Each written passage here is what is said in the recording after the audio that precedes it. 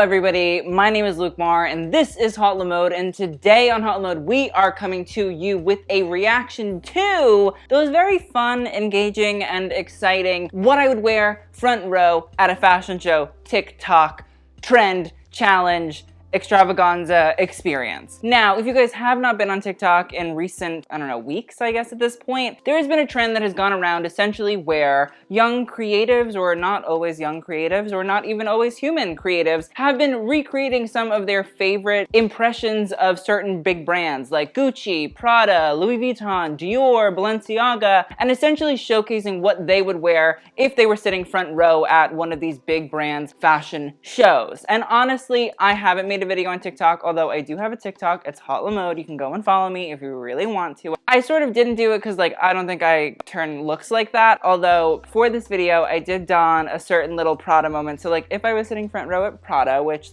give it time, it'll happen, this is what I would wear. I'm actually wearing a brown little, it's not suede, it's more of a corduroy Prada suit, because Prada brown, Miuccia Prada loves the color brown because it's not really commercial, and so she thrives on that, as well as a sort of knit dress, shockingly a dress, you just can't really see it because I'm wearing it with pants, and then I rolled up the sleeves and I'm wearing a little boot as well. It's a Calvin Klein by Raf Simons boot, so I'm tying in the Raf and Prada experience as well. So I dressed up for this video because cue the TikTok video that is not happening.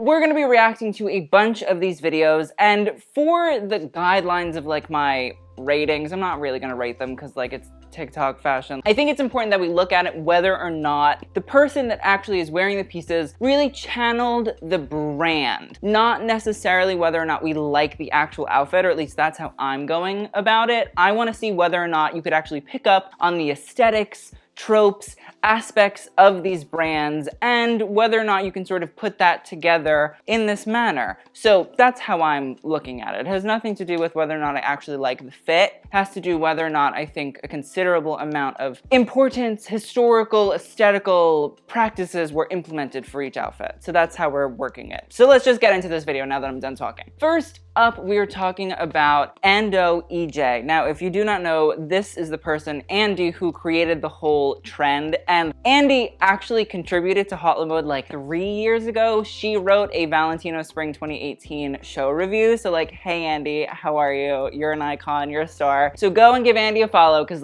she invented this. It's a super cool idea. I'm so jealous. I'm so happy for her to make this happen. It's really, really cool, and I think it's lit up fashion TikTok. We stan. We're stans. This is an Andie stan channel right here, right now. So let's look at the first ever what I would wear front row at different designers runway shows review. TikTok, what, I don't even know.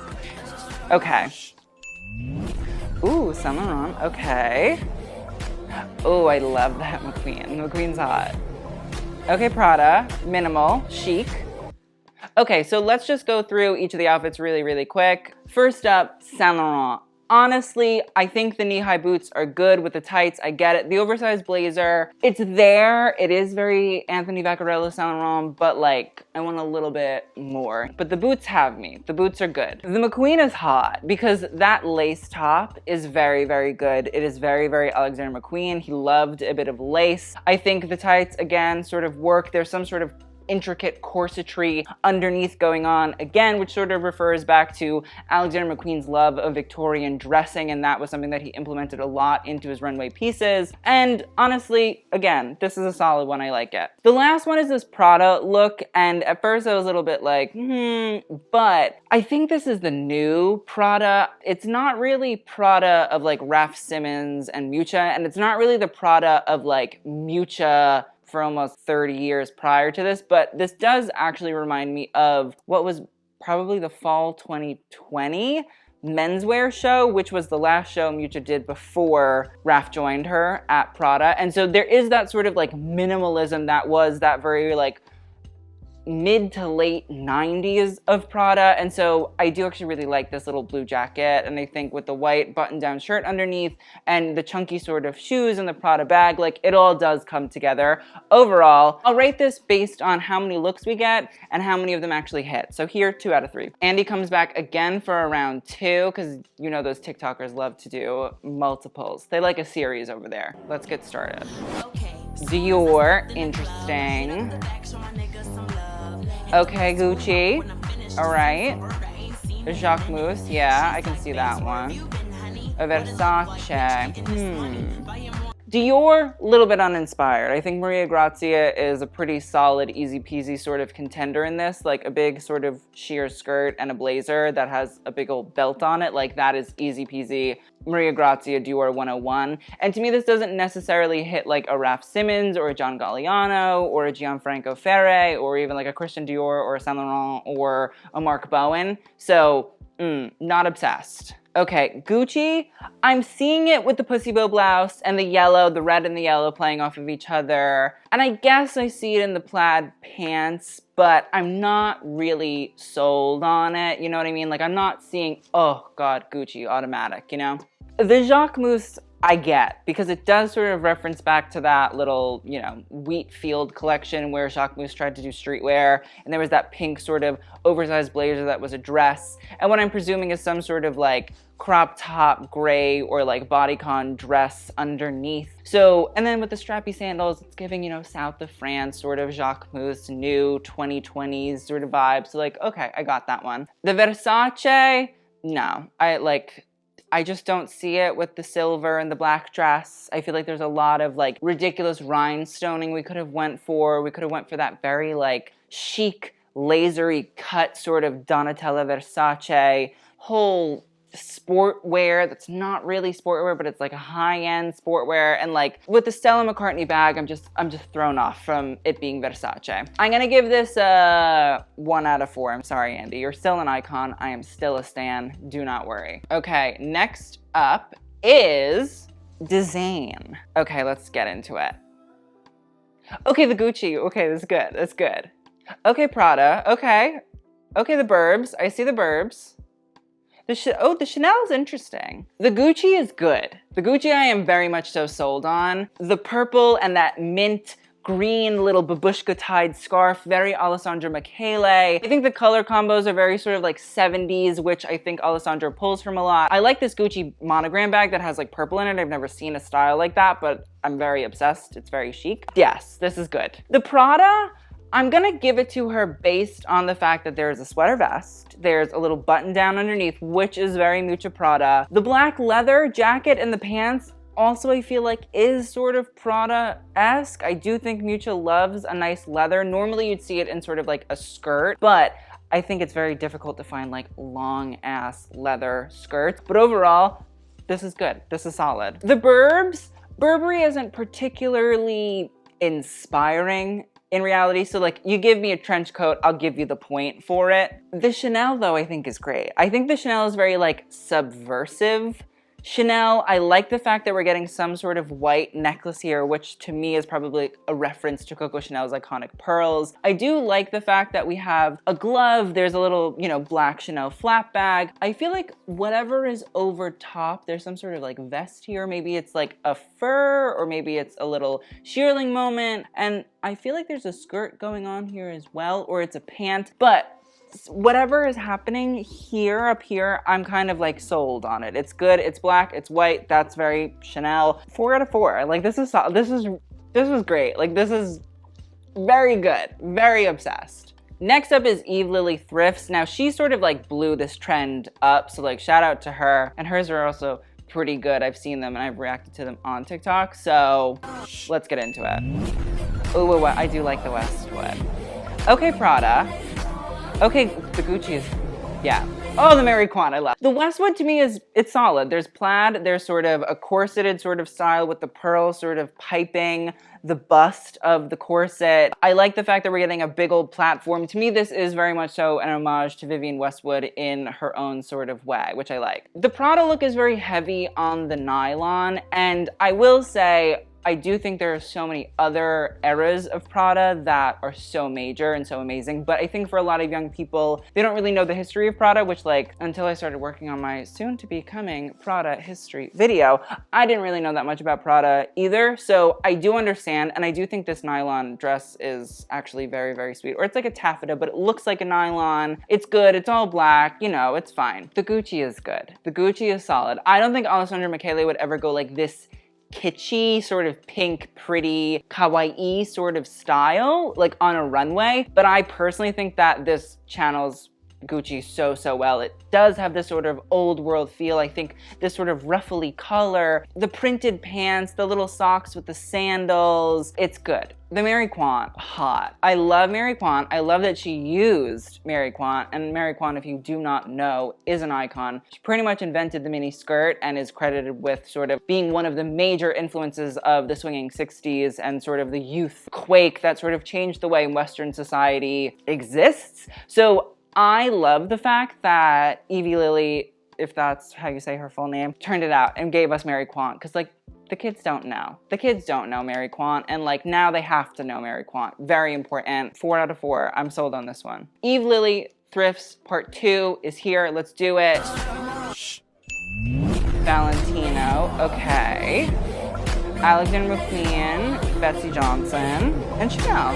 Okay. Valentino I'm not necessarily sold on. I just don't know if I ever would see one of the Valentino gals, whether it's Maria Grazia or Pier Paolo or Valentino Garavani himself, sort of putting like a corset over a floral dress. Although I do think that Valentino does love a floral. So in that regard, yeah, it sort of makes sense. Maybe it's a play on those like full black looks that we saw for what, spring 2020 or fall 2020? I'm not really sure, but okay. The McQueen, not sold on. I feel like we could have went for a nice tailored suit. I feel like we could have went for a lot of other moments besides like a sort of ruffly taffety dress and like gold bust top. It just doesn't scream McQueen to me, and I think the leather coat behind it definitely has more McQueen qualities, but I'm not seeing it all together there. The Betsy Johnson, kooky, kitschy, I love it. It's like all over the place. It's ridiculous. It's like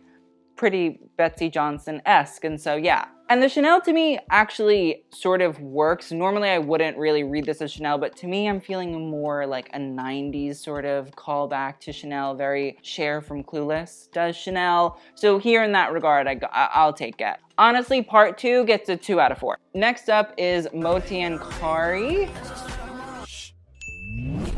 Okay, the Versace.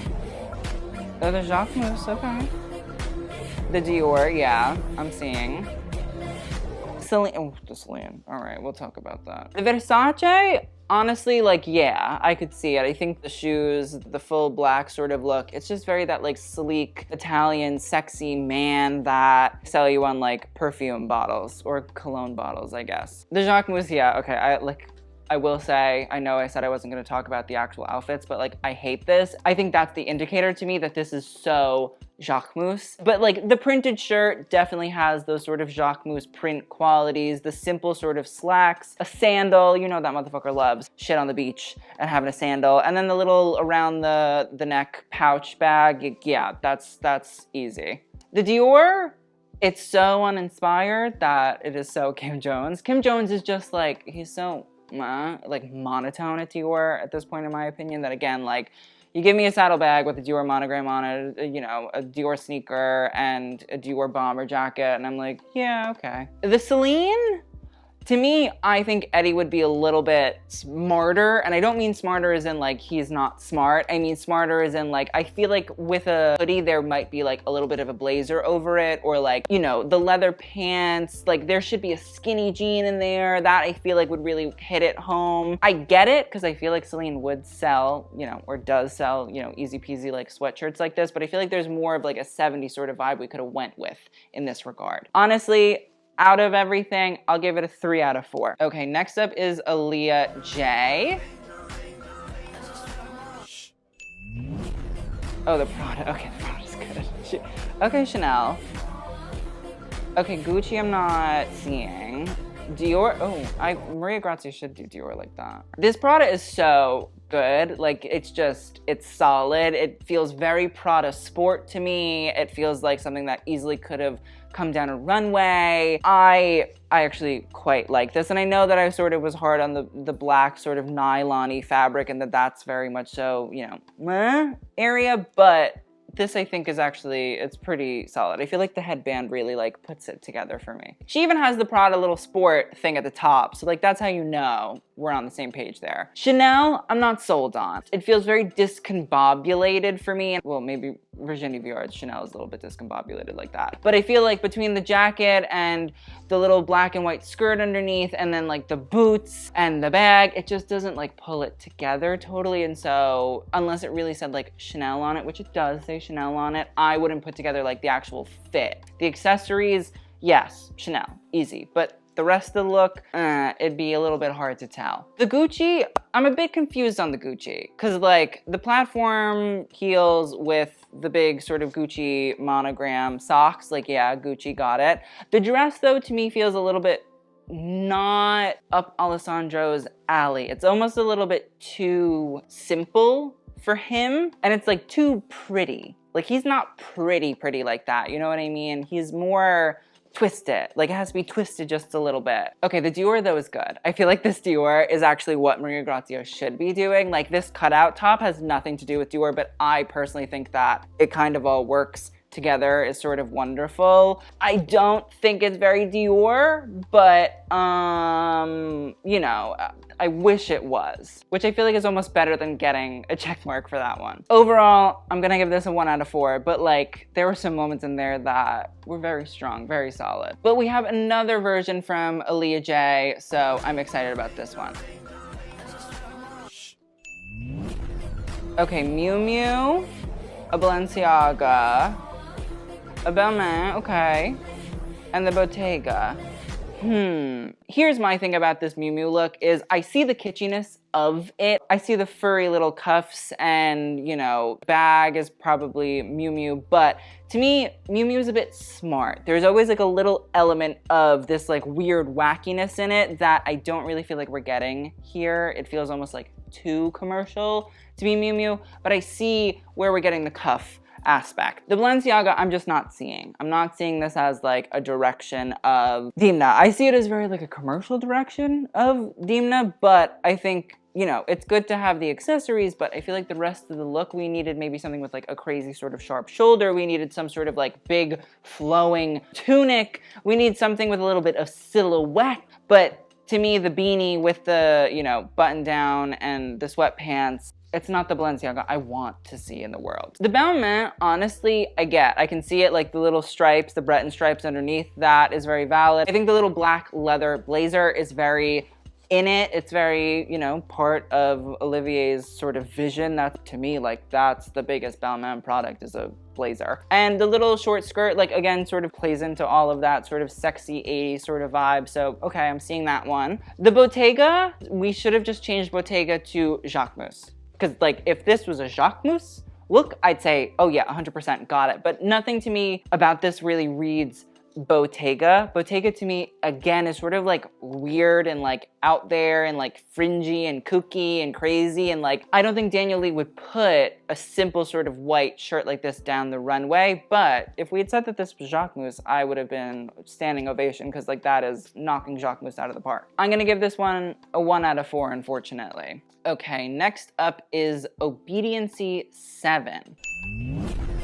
Okay, the Gucci, yeah, love that. Okay, CELINE is very simple. Yves Saint Laurent, the Valentino, He nailed the Gucci. The Gucci is hot, the Gucci is sexy, the Gucci is something that I could easily see on the runway, no problem, sold on it 100%. The buyers are here, they said, yes, we love the look, thank you so much, we'll take it. CELINE is a little bit too simple for me. Again, I think that with CELINE, at least in terms of Eddie Sliman's CELINE, it needs to have more of like a 70s sort of edge to it. I just genuinely think the fact that anybody is doing CELINE and they're not wearing skinny jeans, that's easy. Like that's 101 Eddie Sliman anything. You just throw on skinny jeans and you have me. Like I'm there, I understand it. But I understand like a fitted sort of slack, I got it. I think the blue jacket and I think the little, you know, green sweater and the white turtleneck underneath, it just doesn't feel that 70s sort of aesthetic and vibe that Eddie radiates there. Saint Laurent, I'll give him the black sort of denim jacket that looks like it's coated with something, and the black slacks and the black boots, like, yeah, okay, I can see that. The Valentino I'm not understanding. I'm not understanding the blue jeans and the tan jacket. I'm sure that somebody's gonna pull out some look from a Valentino menswear collection that I'm gonna be like, oh, well, now I feel stupid. But like, this does not read Valentino to me, unfortunately, whatsoever. I'm gonna give this a 2 out of 4. Okay, next up is Young Ali, and this is a streetwear version of this style. So like, you know, I'm a little bit out of my comfort zone here. Oh my God, the Carhartt I would kind of wear. Oh my God, this. Just keep going. Forget it. Okay, wait, this one is funny. I like this one. I kind of would wear that. Like, I just personally would wear that. I don't know if this is super duper Carhartt, to be completely honest, but like, I like it. So it's good for me. It's solid. This does look like what young people wear on the line for the Supreme store. And like, listen, I will say, I might not be a Supreme expert, but I will say I have walked by the Supreme store many a time in my life on a Thursday, evening, afternoon, you know, night, where people are lining up outside of Supreme because they want the newest drop. You know, this might be a little bit stereotypical of me, but like this, yeah, I could see this as Supreme as fuck. Bathing Ape, I actually don't really know that much about Nico's Bathing Ape, to be completely honest. I think if we had one of those jackets, I'd be like, oh yeah. But I feel like maybe had we incorporated a bit of camo in there, that would have made some more sense to me, because I feel like that is something that a Bathing Ape sort of loves, is like a little bit of camo. So overall, I'm gonna give this 2 out of 3. Next up is Scarface XO. Again, menswear. Gucci, okay, I like. Casablanca I don't know anything about, but the Louis Vuitton, okay, I'm seeing it.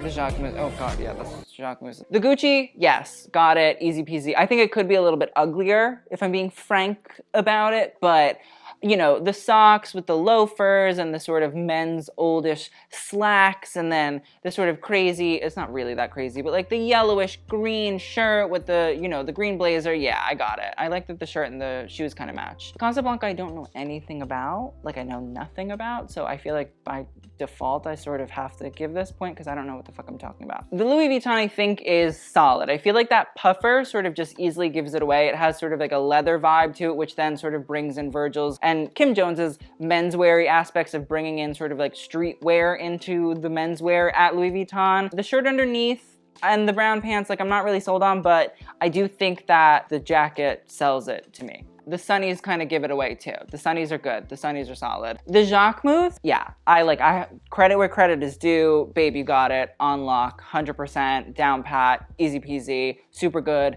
White button down, simple clean sneak, you know, a simple clean beigey pant, and that bag. I fucking hate that bag, but like it's so Jacquemus that, you know, good for you. You got it. I'm gonna have to give this one a 4 out of 4. I think our last reaction is going to go to Honey the Iggy, which I'm excited. Oh my God, the Saint Laurent. She kind of has it. The Gucci, yeah. Oh, Chanel, she's serving.